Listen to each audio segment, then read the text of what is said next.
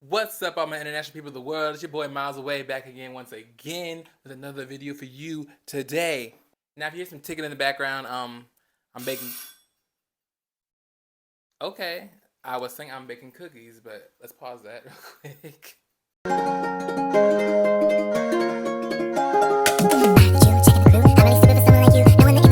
Thank y'all for rejoining me today. I just came back from vacation. I'm enjoying my best 30-year-old life so far. And you see, I'm a little darker around the edges like these cookies. You see, I don't know if y'all can tell right now.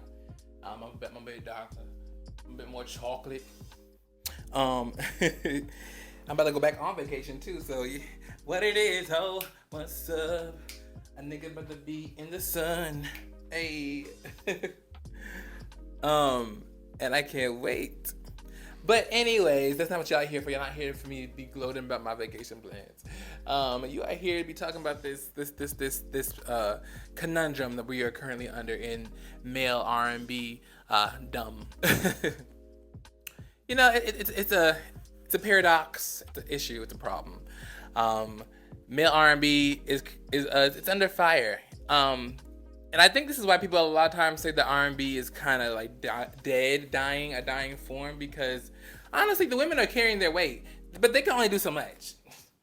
The women are carrying their weight, but there's only so much that they can carry on their shoulders, before this whole shit fails, before this whole thing drops.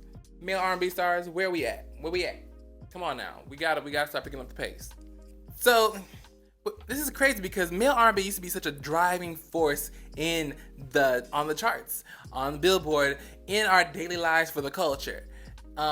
Over the past 15 years, I would say it's probably dropped off. Since I would say 2010, I feel like 2000s was the peak of male R&B.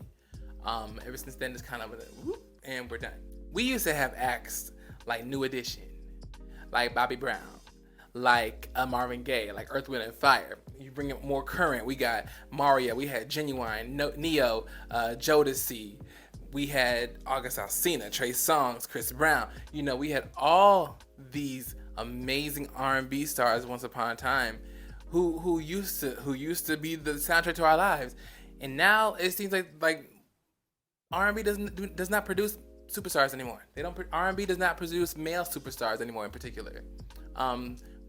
Since 2010, we had the likes of Seventh Streeter, K. Michelle, Tamar Braxton, Kelly Rowland, Janae Aiko SZA, Summer Walker. We've had so many female artists who has saw commercial success and then some. Now, while I don't think R&B is a dying art, to me, so many genres combine R&B aesthetics and sounds into what they're doing, but it's not R&B to what we're used to, at least. In this video, I'm going to be highlighting a couple of things that I personally think are the problem regarding the status of men in R&B and why we can't produce superstars anymore.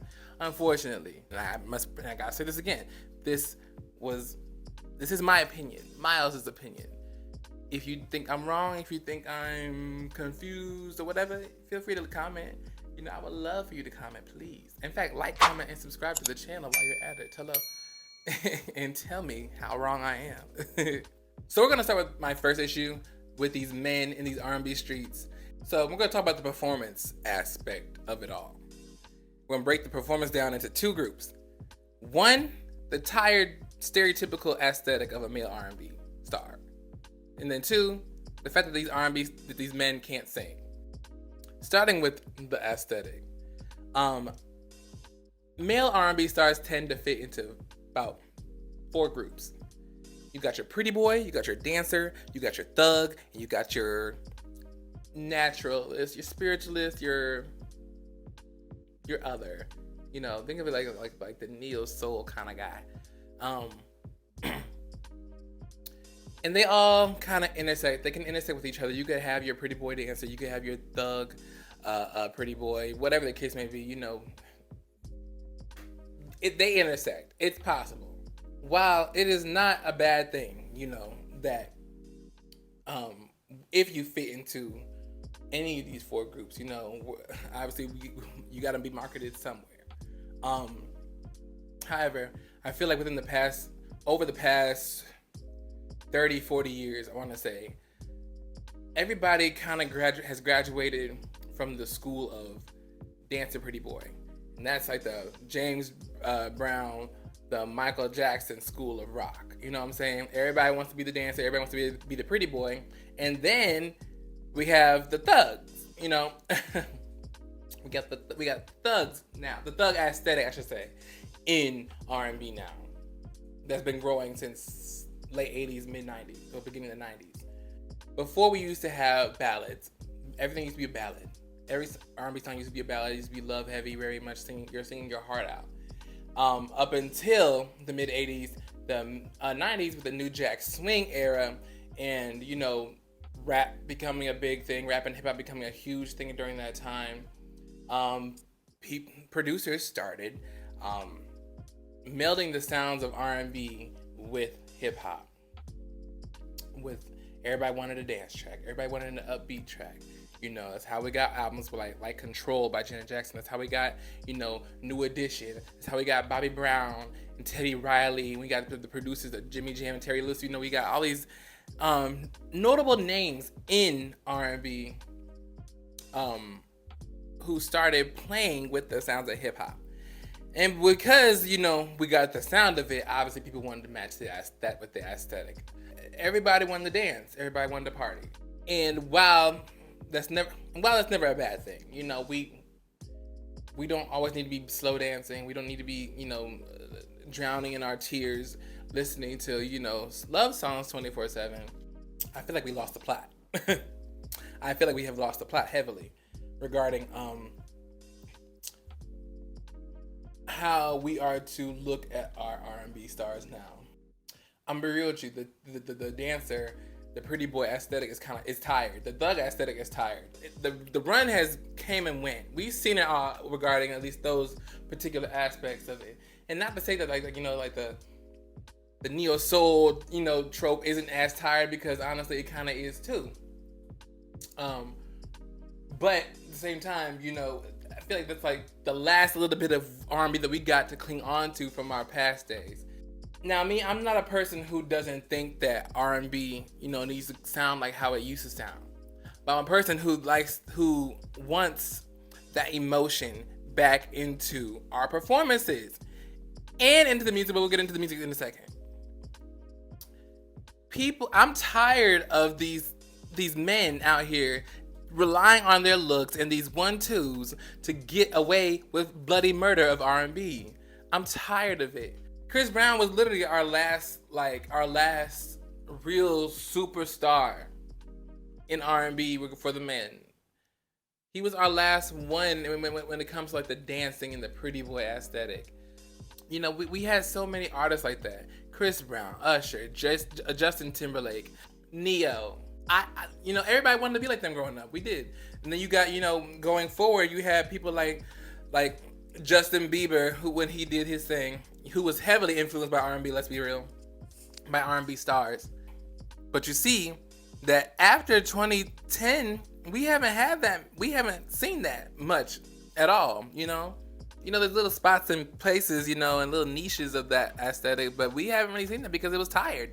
Like, don't nobody want to see new people do what the old people already did. We're tired of it. We don't want to see that no more. But then it got replaced again with the thug aesthetic. Or at least, the thug aesthetic got pushed to the front, mostly. Or the nonchalant, like the girl I would F you over type, you know. The toxic type, basically. I shouldn't call it the thug type. It's the toxic, you know, archetype of men that we have now. People who look like Future. People who look like Bryson Tiller. Weekend, you know, these kind of people we are the kind of R&B stars that we have currently. And then the second part is that these men can't sing. I put this point down after watching the verses, after like being reminded of the verses with Omarion and Mario and Jeremiah and Ray J and all them, and then looking at the Millennium Tour like clips. Hold on, Jeremiah. You gotta sing something for the ladies one time before you leave. Hey, Jeremiah. Come on. Jeremiah. Don't do it. Sit upon what's good. Y'all better stop. You say you want passion. Get ready for action. Don't be as Come here. better you go. Hey, y'all niggas sound crazy. These men can't sing. I'm sorry. Like, even the veterans can't sing no more. These men can't sing out here. What happened? These men are not taking care of their craft. They're going around doing who knows whatever, you know, and they're sounding like trash nowadays. Even the new ones, you know, Mr. EE. You know who I'm talking about, Mr. EE. He's a fine man. I'm sorry, I like, there's probably like 2-3 songs that I like from Mr. EE, and that's it. Many of these R&B stars or singers have not taken care of their craft properly, and or their reliance to editing in the studio shows. It shows. It shows, unfortunately. They get on these mics, and if the auto-tune isn't tuned right, if they're having an off day, that day is off the rails, off the track, like off guard, like mask off. And we're thrown off. Like, it's too much. So unfortunately, you know, the veterans, I would say, have not done a good job in keeping what is R&B intact. They're vocal catfishes out here, basically. Unfortunately, you know, we've had the veil lifted over our eyes, and we can hear that they sound like two cats, you know, fighting in an alley. I also want to make this point, actually. They have no stage presence. Men, like, it's kind of going back into the first thought, but they have no stage presence. Men R&B stars do not know how to work a stage. A lot of them don't, I should say. Not most of them, not all of them, but a lot of them don't know how to work a stage. This goes back into like thinking whether they think their looks can get them any and everywhere. Like they lift up their shirt and they just think that every person they're supposed to go soaking wet, and it's not that. It's not that. I'm sorry. Like, you're maybe when you were like 20, 25, you know, when you were in your heyday, then yeah. But lifting up your shirt at 35 ain't as cute as you think it's gonna be, baby. I'm sorry. Unless you're like Rome Flynn, unless you're like Shamar Moore, Morris Chestnut, baby, like what's it? Mufasa, Arian Pierre. That's Mufasa. Unless you were looking like them, baby, no. Throw it out. We don't want to say it no more. So this is really this part is what I really want to elaborate on, and that's the music. That's the music. Let's be real. R&B, male R&B music, most of it, I keep saying most of it, a lot of male R&B music of today sucks. It sucks. It sucks because guess what? It's boring. It's boring. There's no emotion behind it. It's so nonchalant and low vibrations, you know. It's so vibey and chill that, you know, what's to like about it? I mean, I could put that on, I could put on the Teletubbies and find more emotion in that than listening to a lot of these male R&B stars that are out right now. I can. We always talk about how we miss the artists who sing in the rain. But those artists are not appreciated at all, unfortunately. Those artists are not appreciated at all to this day. Y'all do not support them. Y'all do not buy their music. Y'all don't go to their shows. All y'all do is moan and complain about these current ones that we have, this current batch that we have, that we've had for the past 15, 20, 30 years, who are out here making the same music that these new people are making. Everything is generic. Everything is soulless. Everything is manufactured. Everything is AI at this point. You know, it may as well be. Hell, AI might give a little better presentation than the kind of music that we've been given, unfortunately. And then going into the next point, I feel like this ties back into what I said earlier, but there's so much fusion within R&B now. All the hip hop elements, all the pop elements have infiltrated what is the structure of R&B. Ever since the 2010s, when we started incorporating pop elements and the EDM sound and the club scene was really like, you know, hey, we really need to make a song that's gonna top the charts and people that's something they could dance to, and you know, with that we need booming bass, we need heavy 808s, or else it's not gonna get no play. Ever since that happened, artists have been manufactured and brand controlled to make a certain type of music. The topics can't be heavy either. There can't be no emotional topics in there. No, we don't want to hear that. We don't want to hear emotions. We don't want to hear emotions at all. We don't want to be crying. We don't want to be sad. We don't want to be overly happy. We don't want to feel mad anymore. It's bad enough that men already don't get the opportunity to express themselves as it is. But you take away one of our big mediums, which is music. But you take one of the mediums that men truly had, like one of the spaces that we had to truly express ourselves, and a space that we're celebrated in expressing ourselves in, and you turn it into trap house mentality. You turn it into club mentality.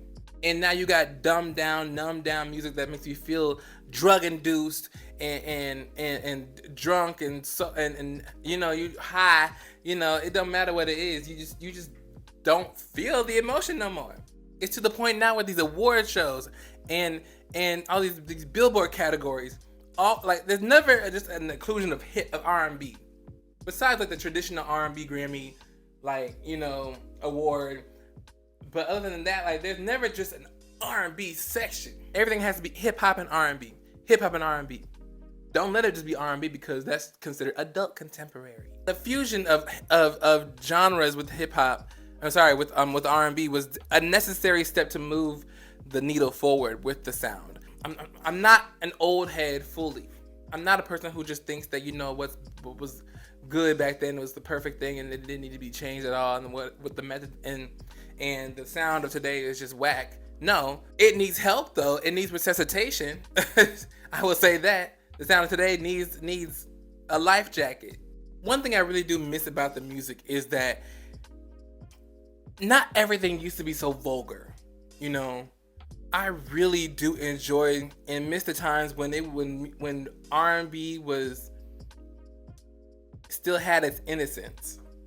It still had, you know, the joints that you could put on, whether you got your child in the car, your auntie, your uncle, your little cousin, your big sister, Meemaw, it don't matter. You know, I really do miss those times where you be with any race, color, gender, you know, it don't matter who you with. You put on My Boo by Usher and Alicia Keys, we all singing that song.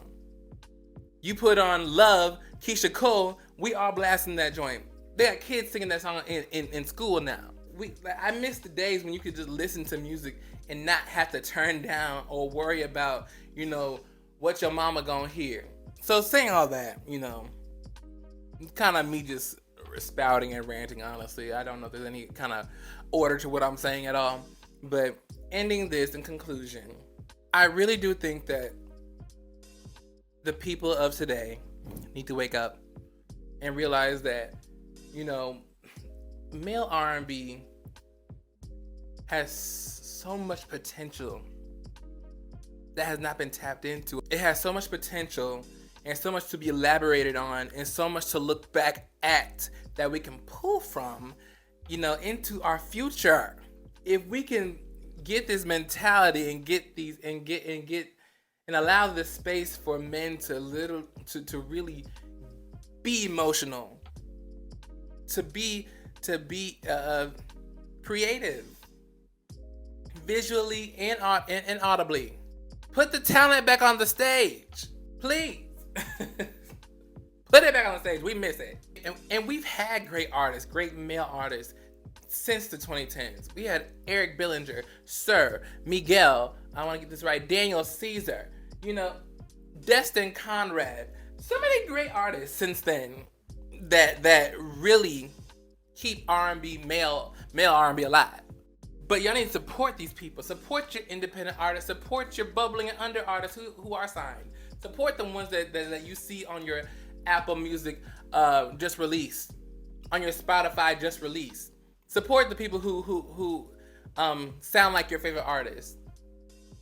Support the ones that still have to rely on Instagram marketing, on TikTok marketing. Support the males. Support them. And that goes for women and men. But we're talking about the men today. So I'm gonna tell y'all these 3 artists who I think y'all should really look out for, who are not as big or who do have some kind of mainstream success, but y'all should really go into the discography. And these 3 men are my personal favorites out of the current generation that we have right now. One is Leon Thomas. His album Electric Dust was amazing, but you listen to Mutt, his current album, not just the song, but the album.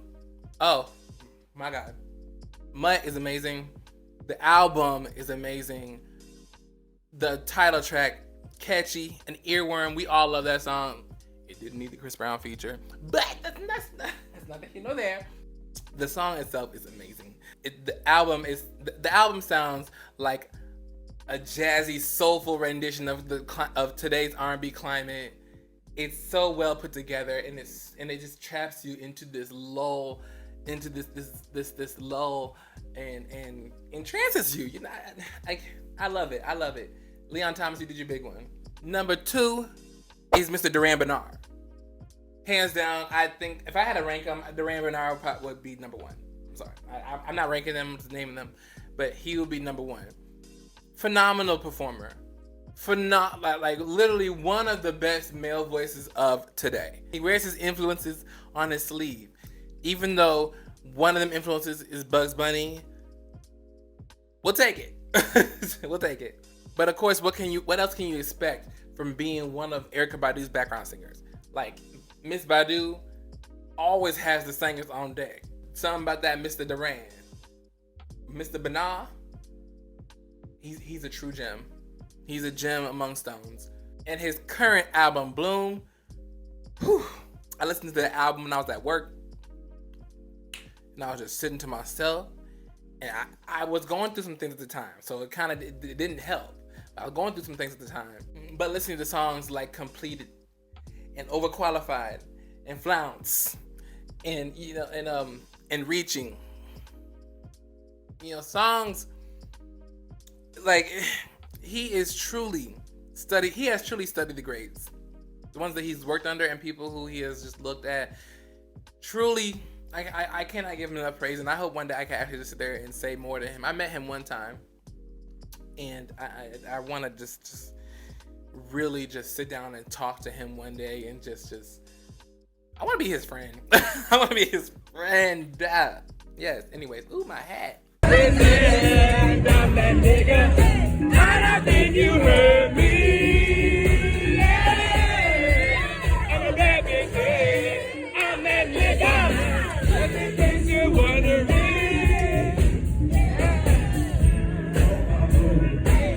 I got these two.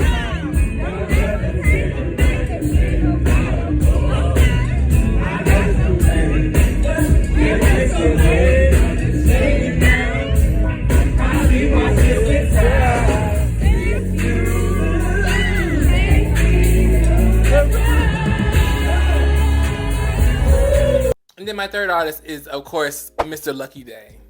Lucky Daye, like, he is not appreciated enough today. He really sings. That man sings down, and he's fine. Oh, he's fine. That man sings down.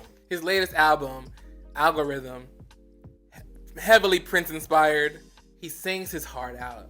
He's not afraid to bear it all on stage, and that voice is just immaculate.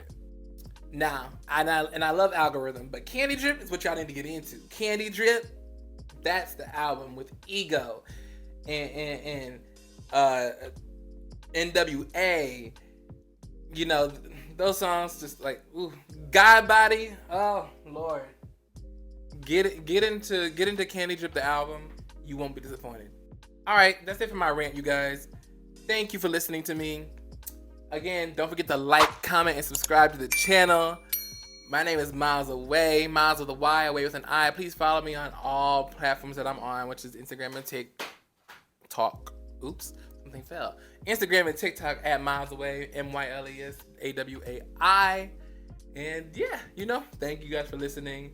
I will be back with another video for you guys later on one day. Bye.